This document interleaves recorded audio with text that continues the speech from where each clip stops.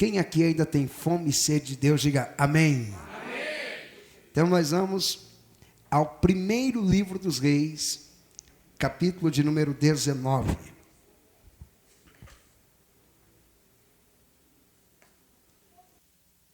Diz assim: E Acabe fez saber a Jezabel tudo quanto Elias havia feito, e como totalmente matara todos os profetas à espada.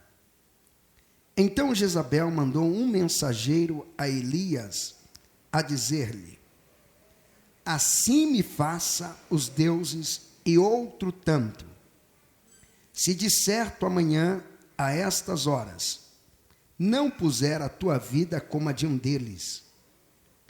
O que vendo ele se levantou para escapar com vida, se foi e chegando a Berseba, que é de Judá, deixou ali o seu servo. Ele, porém, foi ao deserto, caminho de um dia, e foi sentar-se debaixo de um zimbro, e pediu para si a morte, e disse: Já basta, ó Senhor, toma agora minha vida, pois não sou melhor do que os meus pais. E deitou-se e dormiu debaixo do zimbro. E eis que então um anjo o tocou e lhe disse: Levanta-te e come.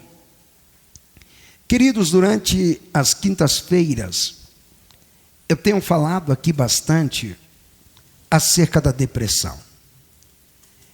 É verdade que eu desconheço alguém que não tenha sido atingido pela depressão, direta ou indiretamente. Porque quando a depressão atinge um filho, isso acaba causando um transtorno e um problema seríssimo na família. Quando a depressão atinge a mamãe, quando a depressão atinge o pai, quando a depressão atinge um amigo, por exemplo, quem aqui fica feliz quando o amigo está em depressão? Quem aqui vai conseguir rir e vibrar, comemorar, percebendo que o amigo está trancado dentro de um quarto e que toda a comunicação que ele usa é só virtual, que só sai do quarto para ir no máximo até o banheiro, e até na hora de comer retira o seu prato, leva para o quarto e lá fica isolado? A depressão tem atingido muitas pessoas. Sem você levar em consideração, que eu não citei ainda, mas eu vou citar agora, o índice de suicídio que tem crescido assustadoramente. Segundo as estatísticas, esse índice já cresceu mais de 700%. Você tem noção do que é isso? Mais de 700% cresce o índice de suicídio. Aquelas coisas que às vezes você via só na televisão, agora está mais perto de nós do que imaginamos. Você ouve histórias de policiais que cometeram suicídio, pastores que se perderam em meio a crises depressivas e também cometeram suicídio. Se ouve história de pessoas que estavam na igreja e acabaram se perdendo em meio à depressão. Tem algumas coisas que eu quero chamar a sua atenção para entender esta noite acerca da depressão. Porque às vezes é normal você encontrar alguém enfrentando a depressão e já vem aquelas linguagens: é frescura. Tem nada, é frescura. Tem comida, tem dinheiro, tem casa boa para morar, não trabalha. Se é um adolescente, frescura pura. Ele não tem nada, ele não tem problema nenhum. Ei, depressão não é uma frescura. Depressão não é uma historinha. Pode haver casos de pessoas simulando ter o que nunca tiveram. Mas a depressão não é uma frescura. Depressão também não é uma loucura, ao ponto da pessoa não conseguir mais controlar os seus impulsos e sair cometendo aquilo que vem na sua cabeça. Perder o controle e a sanidade mental. Depressão não é uma loucura. Pastor, depressão é o quê? Depressão é um demônio? Não. Depressão não é um demônio. Não existe um principado e uma potestade que responde pelo nome de depressão. Jesus não chegou aqui nenhuma vez dizendo que iria expulsar o demônio da depressão. É lógico que os demônios são oportunistas.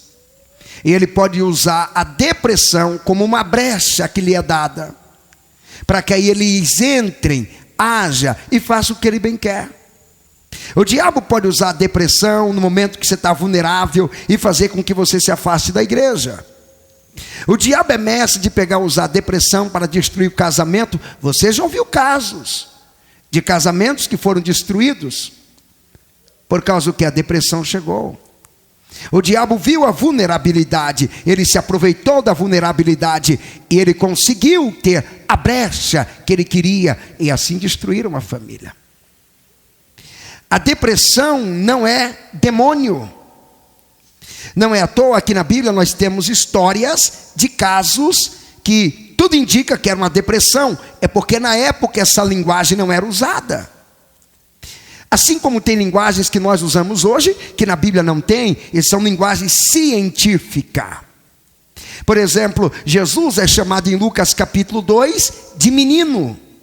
Mas a ciência já não o chamaria de menino hoje.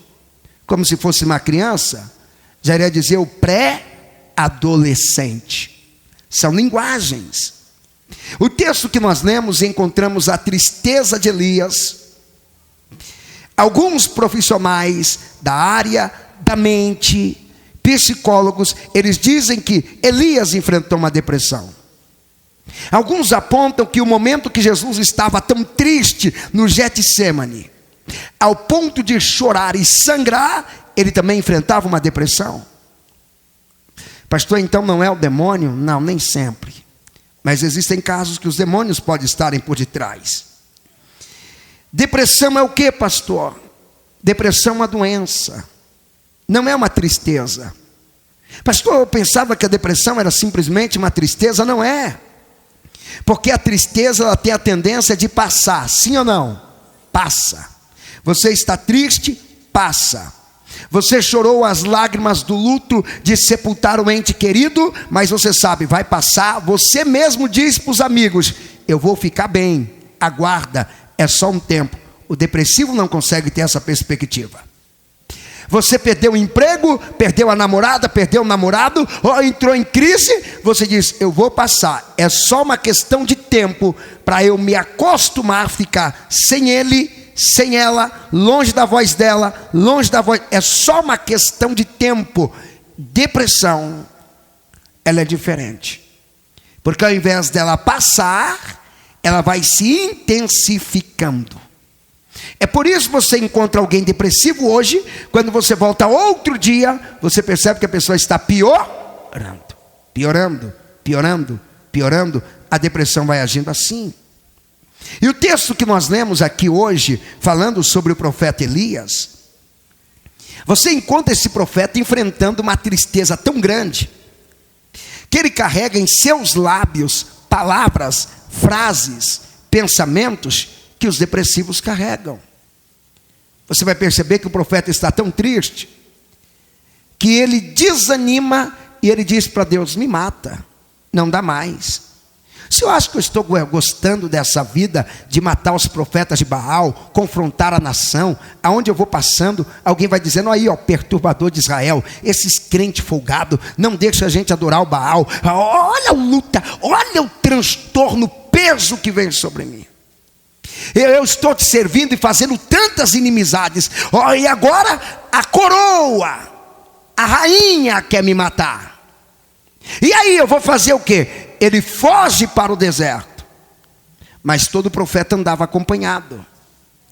Assim como na igreja o pastor tem os obreiros que lhe ajudam, os profetas tinham os alunos, os discípulos que andavam com eles. Elias deixa o seu discípulo e ele vai sozinho ao caminho de um dia no deserto. Tudo indica que ele caminhou mais de 10 horas. Ele caminhou, achou um pé de zimbro, ele deita, começa a repensar a vida. Porque quando alguém está em uma crise depressiva, é assim que começa a pensar. A pessoa começa a pegar um ponto da vida. Espera aí. Bom, com 5 anos, meus pais não cuidaram de mim. Aos 7 anos, na escola só bullying. Aos 9 eu lembro que a minha mãe cuidava melhor da minha irmã do que de mim. Aos 10 anos na escola, os professores diziam que era o capeta da sala, o que eu era o problema. Bom, tive uma boa namorada que me deixou. Eu tive uma outra, me deixou. Eu casei, deu errado. Será que vale a pena essa vida? Será que está valendo a pena eu viver assim? Tudo conspira contra mim? Tudo luta para que eu não vá bem, para que eu não avanço? Imagine Elias recapitulando a vida. Eu dei minha vida pela causa. A causa de defender o nome de Deus na nação. Eu dei a minha vida pela causa. A causa de defender a honra do Deus que nos tirou da terra do Egito. Olha o que eu estou enfrentando agora. Chega, não dá certo, não quero mais, eu quero morrer. Ele estava enfrentando um momento muito delicado. Talvez eu estou pregando para pessoas aqui esta noite que estão enfrentando momentos e circunstâncias igual Elias. Você já pediu para morrer, não foi só uma vez. Você já até disse que a morte não te quer, porque o tanto que você tenta, nada dá certo. Já tentou se entregar aos vícios, já tentou se acabar, já tentou destruir a própria vida. Você já orou dizendo: Deus, porque o Senhor não me mata? Já teve inveja de pessoas que faleceram e você ficou: por que não fui eu? Porque eu não morri? Você está enfrentando um momento semelhante ao que Elias enfrentava. E hoje, o nome que é dado para isso é depressão. A depressão vem. E quando a depressão vem, ela vai trazendo alguns sinais consigo. E eu quero apresentar alguns deles. Primeira coisa que a depressão vai fazendo, ela altera o seu nível de relacionamento com você mesmo. Quando as pessoas vão entrando em crises depressivas, elas já não se relacionam bem consigo mesmo. Ei, tem gente que chega a um nível tal que não quer mais nem tomar um banho. Chega a um nível tal que não quer colocar uma roupa bonita no corpo. Chega a um nível que não quer cuidar do cabelo. Chega a um nível que não quer nem escovar os dentes. Chega a um nível que tudo que quer é se autodestruir. Chega a um nível que não consegue conversar consigo mesmo. O ser humano tem a necessidade de falar consigo mesmo. E chega o nível do quê? O nível de não cuidar de si próprio. Começa a ter uma visão negativa da sua própria pessoa. Eu nasci para sofrer mesmo. É isso que eu mereço. O que foi? Você mandado embora? Eu não merecia ter um emprego mesmo? O que foi? Namorado foi embora? Eu não merecia ter um namorado mesmo? O que foi? Descobrir que eu estou doente? É isso que eu mereço.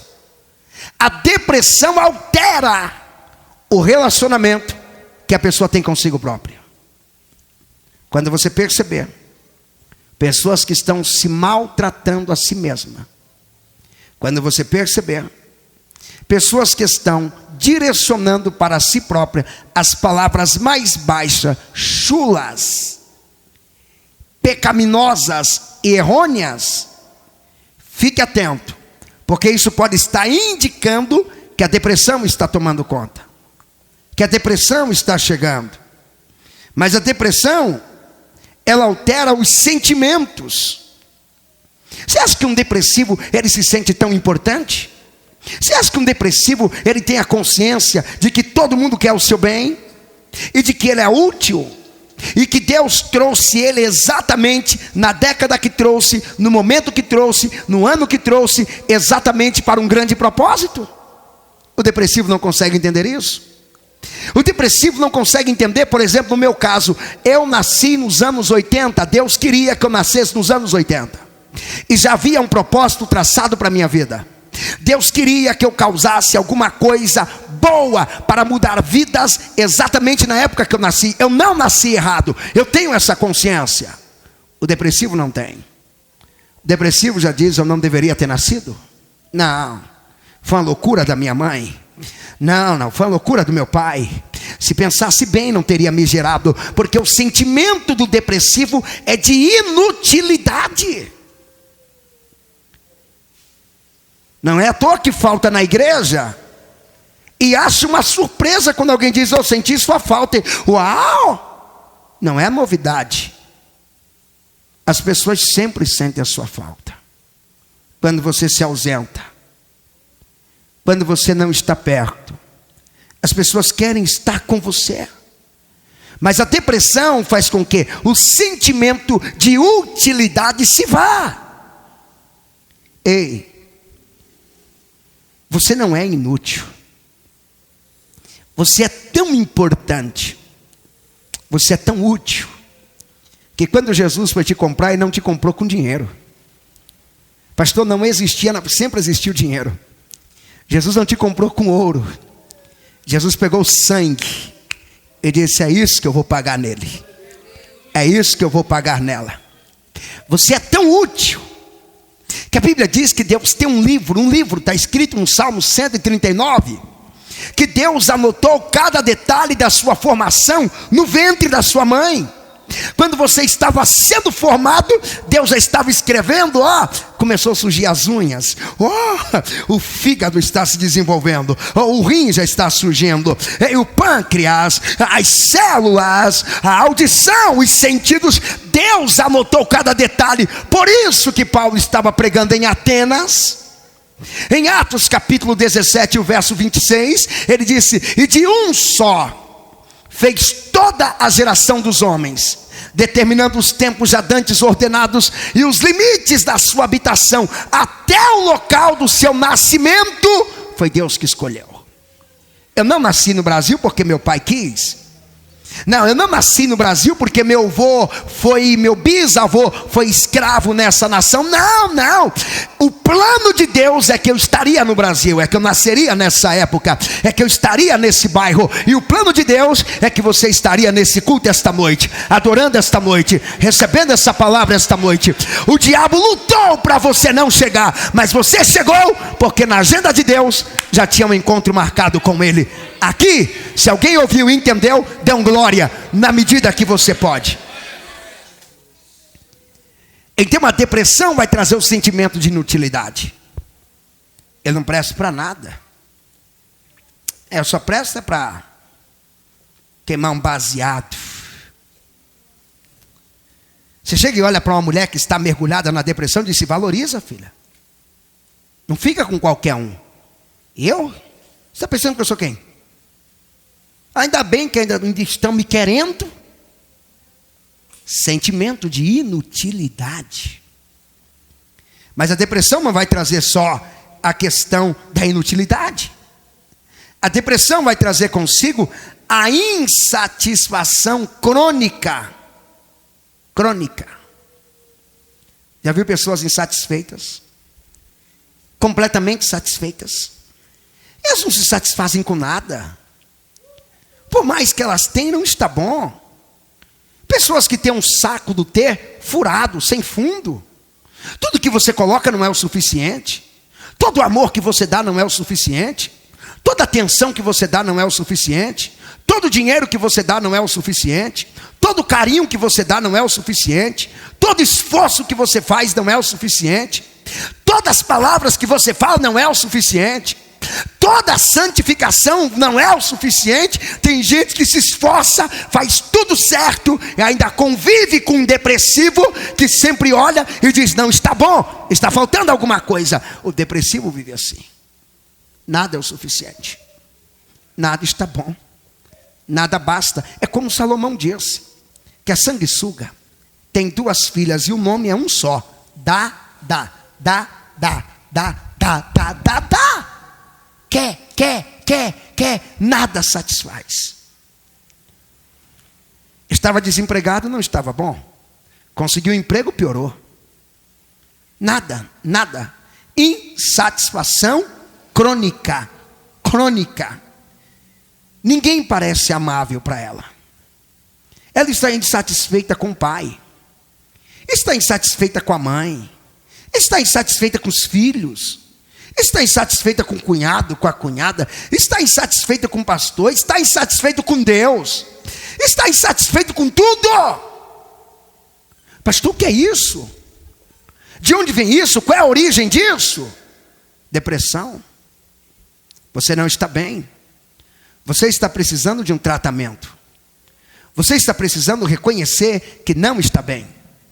Você está precisando cair na real, que Deus não projetou você para ser assim. Você está precisando entender que não é a vontade de Deus que você viva uma vida desse jeito. Pastor, tudo que o Senhor falou tem a ver comigo?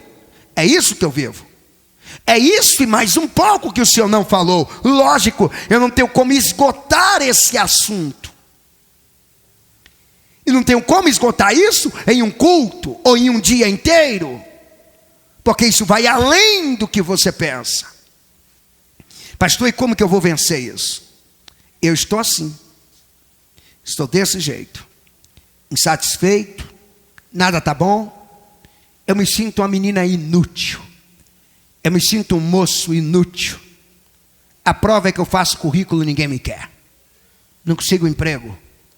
Não posso trabalhar.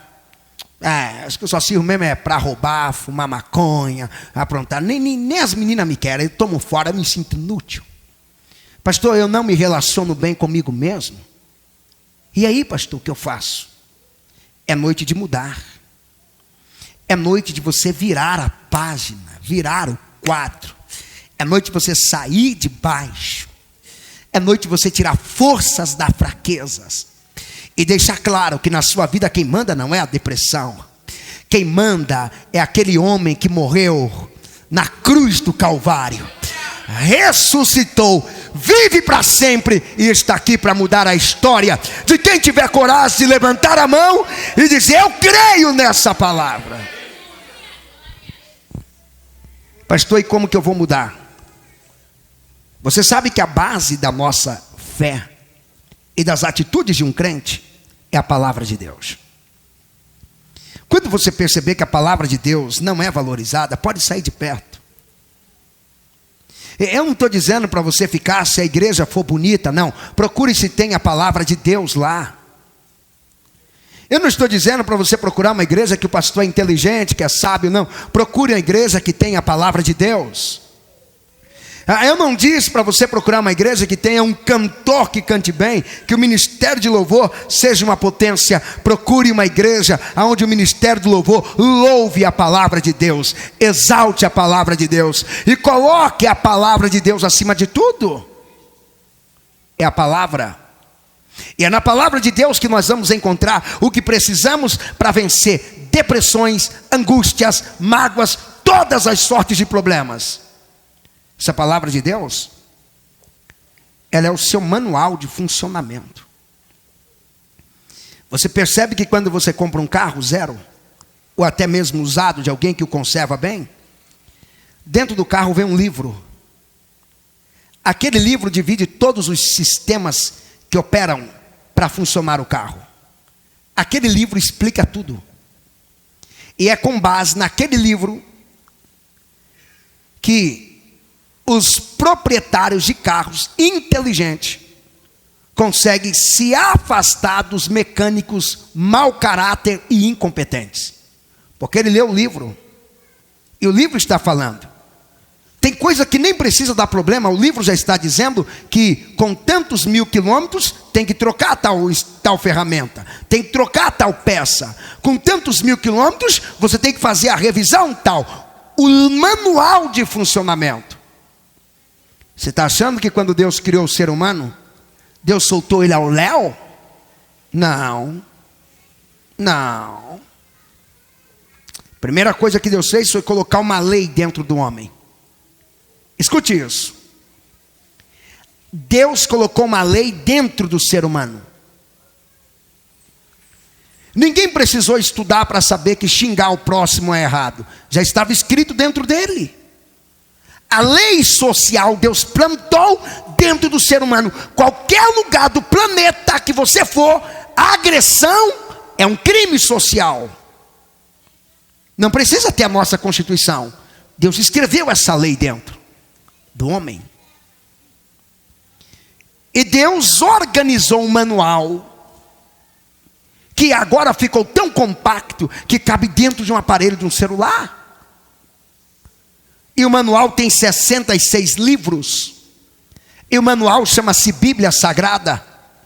Você quer saber por que tem praga no mundo? Leia a Bíblia. Quer saber por que tem criminalidade? Leia a Bíblia. Quer saber por que os governos corruptos ainda são escolhidos? Leia a Bíblia. Quer saber por que alguém caiu? Leia a Bíblia. Quer saber por que tem gente prosperando? Leia a Bíblia. Quer saber por que o diabo age em muitos lugares? Leia a Bíblia. Quer saber por que Deus reina? Leia a Bíblia. A Bíblia é o manual. E é lendo a Bíblia que nós temos alguns princípios. Primeira coisa que você vai precisar fazer: quer vencer a depressão? Regozije-se. Isso é uma ordem de Deus. Não é murmure e fique triste. Vontade de matar um hoje. Não. Regozijai-vos. E outra vez vos digo: regozijai-vos. É a palavra de Deus que está ensinando. Filipenses capítulo 4, verso 4. Regozijai-vos. Ei, acorde glorificando. Cante. Cante quando acordar. Leia um texto bíblico quando acordar. Carregue alguns aqui na sua mente já. Pastor, que texto? Você quer que eu te fale alguns? Tem tantos. Você quer que eu te fale? Que aquele que habita no esconderijo do Altíssimo, a sombra do Onipotente descansará. Você quer que eu cite mais um? Ainda que eu andasse pelo vale da sombra da morte, não temeria mal algum, porque tu estás comigo. Você quer que eu cite mais um para você? E eu estarei convosco todos os dias, até a consumação dos séculos. Regozija! Acorde. Regozijando. Você sabe essa mania que as pessoas têm de murmurar?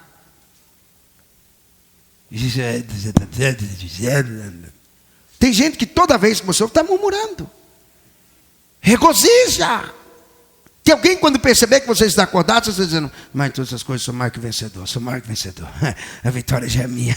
Jesus já conquistou lá na cruz. Pelas suas pisaduras nós somos sarados. Eu creio na palavra, eu creio no... Alguém, você é doido? Não. Eu estou regozijando na minha alma, declarando a palavra de Deus para mim. Eu estou declarando, portanto agora nenhuma condenação há para aqueles que estão em Cristo Jesus. É nele que eu estou e o diabo não pode me condenar. Regozija. Pastor, e depois de regozijar, para mim fazer o quê? Seja grato. Eu já dei vários exemplos aqui de gratidão. Grato. Pastor, você é grato pelo quê? Pelo que você tem. Eu tenho o quê? Essa voz que você usa para falar, você tem. Esse corpo que carrega uma alma tão chata igual a sua, agradeça. Seja grato. Esse marido que você tem, que às vezes é só ele para te suportar mesmo. Olha para você um dia, olha e fala: obrigado. Esse corajoso, né? Obrigado. Agradeça essa mulher que te aguenta, que tu leva. Sempre vai haver razões para agradecer. Pastor, mas o que eu tenho não é o suficiente. Mas o segredo é a gratidão. Pastor, mas o que eu tenho é pouco. Agradeça pelo pouco. Pastor, mas eu estou desempregado. Agradeça pelo tempo que você trabalhou. Pastor, mas as coisas estão difíceis. Agradeça. Porque quando muitos perderam no meio dessa crise, você ainda continua de pé. Olhe e veja quantos que nessa crise foram para a bebedeira e você continua firmado na palavra. Olha quantos que entregaram os pontos e você acorda todo dia animado, pronto para lutar. E mesmo quando não tem ânimo, ainda assim você luta. Levanta a tua mão bem alta e dá uma glória de gratidão para Deus. Seja grato. Eu já dei um exemplo aqui de como Jesus agia. Você vai lembrar que eles estavam com muita fome. Estava com muita o quê? Você já viu que tem pessoas que quando estão com fome, dói a cabeça. Rapaz, que essa cabeça? Eu não almocei, passou do meio-dia. Está com fome, não tem paz, não tem. Ele já estava com fome há muito tempo. E Jesus lá no meio. Jesus era tão grato que em Mateus capítulo 4, Lucas capítulo 4, ele enfrentou o diabo com 40 dias sem comer. E o texto diz que ele tinha fome e não estava estressado. Ele tinha fome, não estava revoltado. Ele tinha fome e não estava xingando. Ele tinha fome e não estava dizendo eu sou um problema. Não. As atitudes dele em Mateus 4 deixa claro que ele estava grato a Deus. E você vai lembrar que quando ele está com a multidão no deserto, e o dinheiro não era o suficiente para comprar os pães, ou para comprar outros cereais, farinha, churrasco, asa, tinha que sacrificar um rebanho para sustentar 5.000 homens, fora as mulheres e as crianças. Lhe deram 5 pães e 2 peixes. Vamos lá para você ficar ligado. Quantos pães eu disse? Quantos peixes? 2 peixes.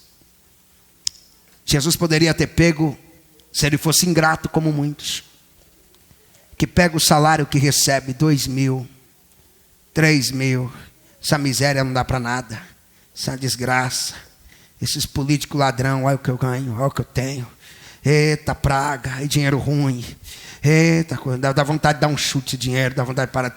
Jesus pega 5 pães e 2 peixes, levanta em direção aos céus,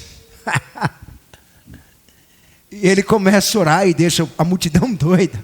Obrigado, Pai, obrigado, porque nós temos 5.000 pessoas, e o Senhor proveu para nós 5 pães e 2 peixes. Obrigado, obrigado porque o Senhor cuida de nós. Obrigado porque o Senhor mandou o suficiente. Porque quando o Senhor manda não é pouco.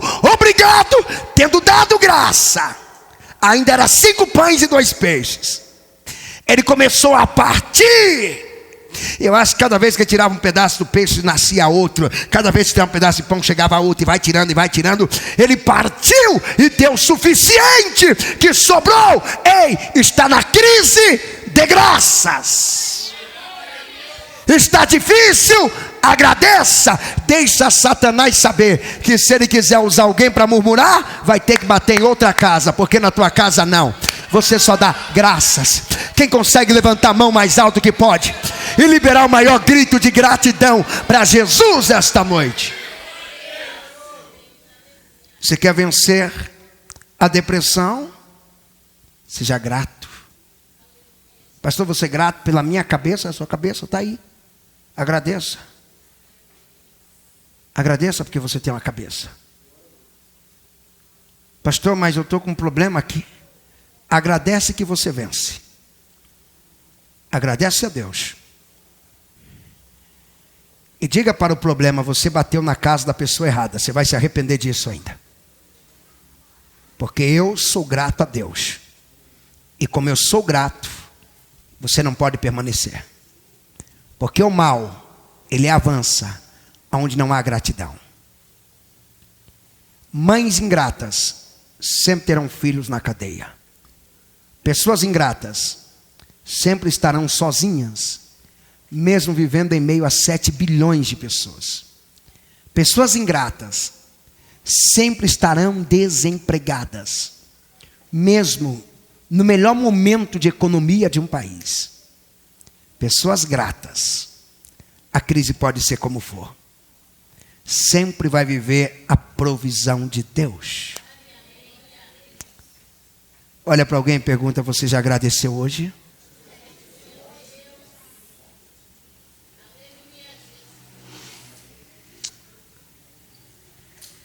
Pastor, e o que eu tenho que fazer? Terceiro lugar, eu já encerro. Entenda a palavra de Deus.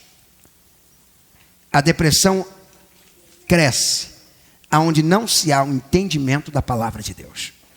Não é só ler, entender. Tenha prazer em entender. Lembra disso. Jesus nunca prometeu vida fácil para ninguém. Corra desses enganadores, que estão dizendo que você vai vencer tudo na vida, se simplesmente você correr até o altar da igreja e dar só uma oferta e já resolveu tudo.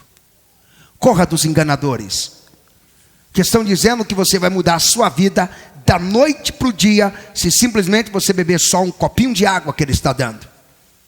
E esse copinho de água vai te custar R$500. Tem nada fácil. Corra. Você sabe o que Jesus ensinou na sua palavra? No mundo tereis aflições. É isso que vocês vão ter no mundo. Fique esperando. No mundo eu vou sorrir. Ei, jovem, fique esperando. No mundo eu vou olhar para uma moça bonita, ela vai dizer sim. Jesus disse: vai ouvir? Não, estou fora. Eu vou procurar o meu primeiro emprego, vou fazer a entrevista e vou ter um sim. Não foi isso que ele prometeu. No mundo eu vou só rir. Não.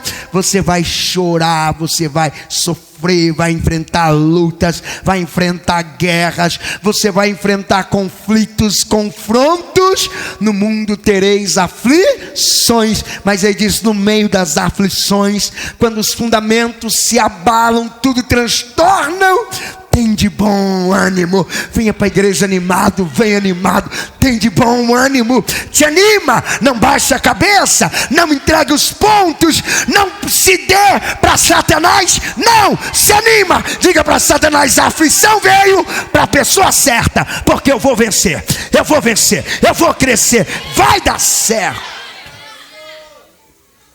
No mundo tereis aflições. Pastor, e aonde que eu vou ter um negócio fácil? Eu não estou gostando dessa pregação, você quer? Mateus capítulo 4, verso 8. O diabo ofereceu para Jesus todos os reinos do mundo e a glória deles. Qual é o preço, diabo? Me adora. Dobra o joelho. Me adora. Reconheça que eu sou grande, eu te dou tudo. Comigo não tem esse negócio de ficar orando, depois trabalhando, porque tem gente que é preguiçoso, só quer orar. Está desempregado? Estou, irmão. E aí, está procurando? Estou orando. Toma vergonha, sou preguiçoso. Pastor, eu já decidi que eu caso em 2018. Já está conversando com alguém? Não, estou orando. Casa com Jesus, então. Você só quer conversar com Ele? Você quer casar, filhinho? Põe um sorrisinho no rosto, para não assustar os meninos quando te olhar. Um sorrisinho. Quando alguém te der uma olhada assim, você dá uma disfarçadinha.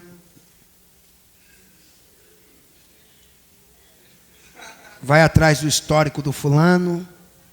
Pergunta se é gente boa. Quando ele der a segunda olhada, descobriu que é gente boa, você já pode dar uma olhadinha também.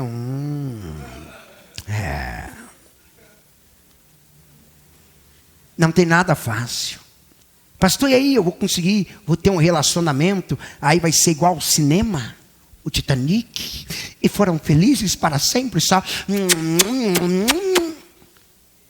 Você quer beijar? Quer abraçar? Não é no casamento que tem esse negócio, não.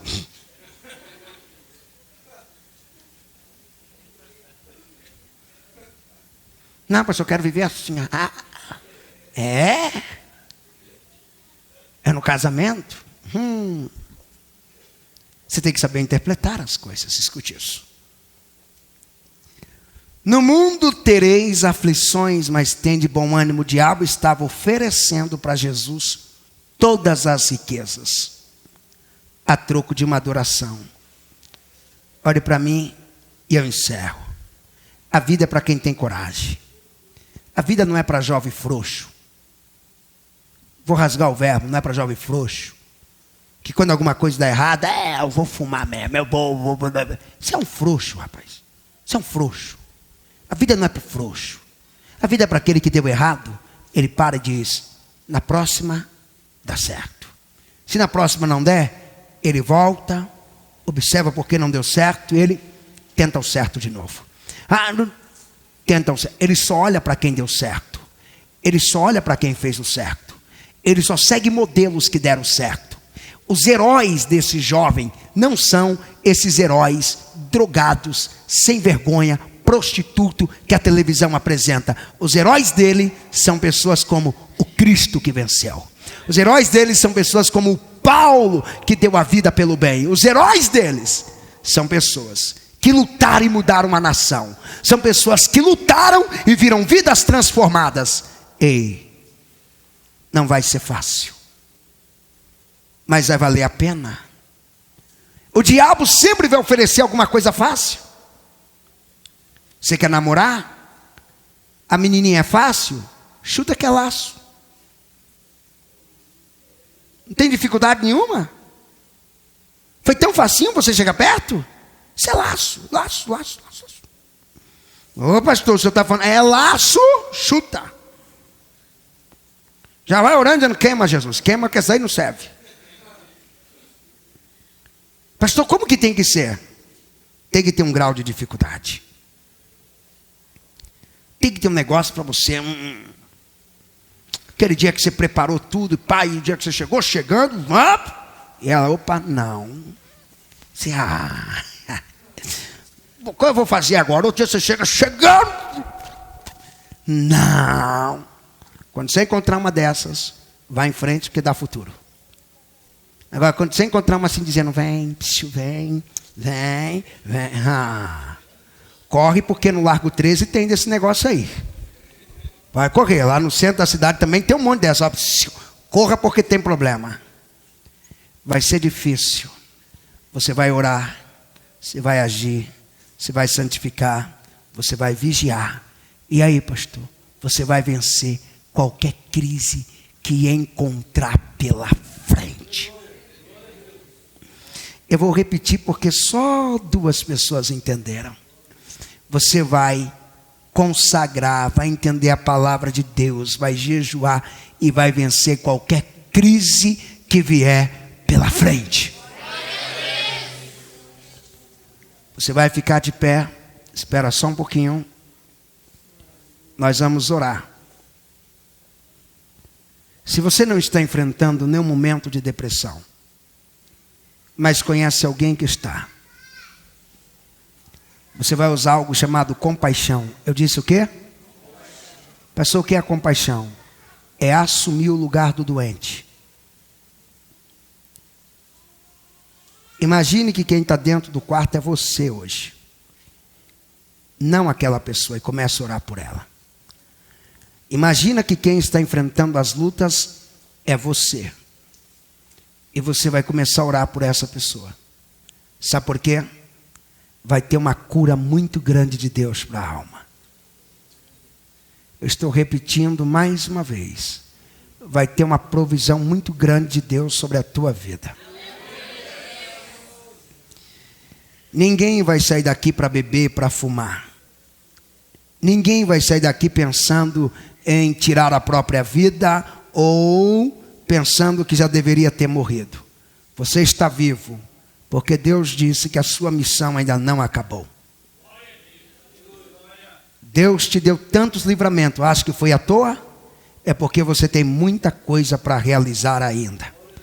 Levanta o teu dedo, aponta para alguém e diga: você não pode morrer. Fala: tem muita lenha para queimar, rapaz. E isso fala: tem muitos gigantes para você derrubar. Tem muitas conquistas para a tua vida. Quem crê no que falou e no que ouviu, dá um grito do tamanho da vitória que vai receber de Deus. Então fica de pé.